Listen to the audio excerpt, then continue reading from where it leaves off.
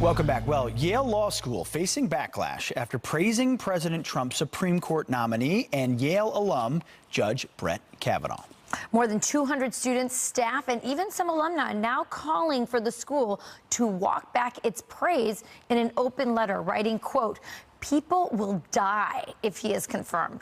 We hope you agree your sacrifice would be worth it. Please use your authority and platform to expose the stakes at this moment and the threat that Judge Kavanaugh poses." He is a threat. Yale Law School and campus reform correspondent Emily Hall is here to react. Emily, thanks for being here this morning.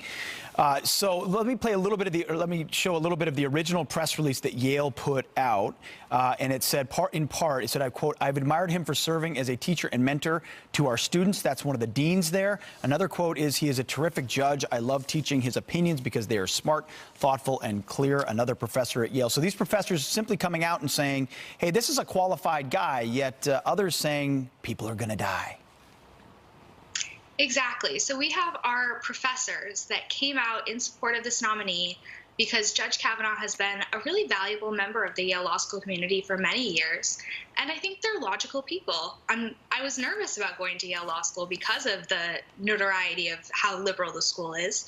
But I was very impressed to see that my professors were willing to stand up, even against their own partisan interests, to support a nominee who's very clearly qualified for the position. Unfortunately, I've been really disappointed in my peers who aren't willing to do the same thing and support people regardless of their partisan affiliation. Yeah. It's disappointing that they won't acknowledge the real accomplishments of Judge Kavanaugh and the importance of the nonpartisanship of the judiciary. Mm-hmm. So, Emily, I want you to hear this tweet from former Democratic aide Brian Fallon. He says progressives should keep a list of names of the sellouts at Yale and elsewhere who are right now trying to smooth a path for overturning Roe and gutting of the New Deal. They should be unwelcome in future Democratic administrations. What's your reaction to that? I think, unfortunately, this is really indicative of the political climate today. And when people try to contribute to making the judiciary a more nonpartisan venture and supporting people across partisan lines based on their qualifications rather than just their ideology, they're put on these blacklists by Democratic operatives that, you know, are trying to make things into everything must be politicized today. Mm-hmm. And this is something that we see students taking after these Democratic leaders. We've also seen this at the very high level of Democratic leadership, with Chuck Schumer saying that, you know, all Trump nominees would be opposed by the Democratic leadership, regardless of who they were, before one was named. Yeah, right and out the gates. To that, campusreform.org did a video that I know you've seen on Fox and Friends, where students, before the nominee was named, was calling this nominee a racist, even though there was no nominee. Of course, the unknown nominee was already a racist. Well, Yale, facing criticism, put this statement out. They said, "We are a nonpartisan institution. We routinely acknowledge high-profile nominations of our alumni.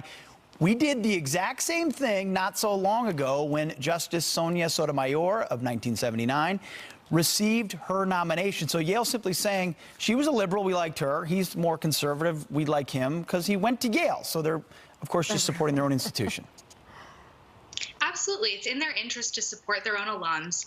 And I think it's really unfortunate that students are not willing to allow the university to be a non-political actor. And I think that incidents like these are why we see so many liberal universities today. When a university engages in activities like this, which are really not partisan at all, they get backlash from their own students, from their own alums, telling them that they must be more liberal actors. Yeah, absolutely. It's not often that on Saturday morning I wake up and praise Yale, but good for you this morning, Yale. Emily Hall, thank you for your time this morning. We appreciate it.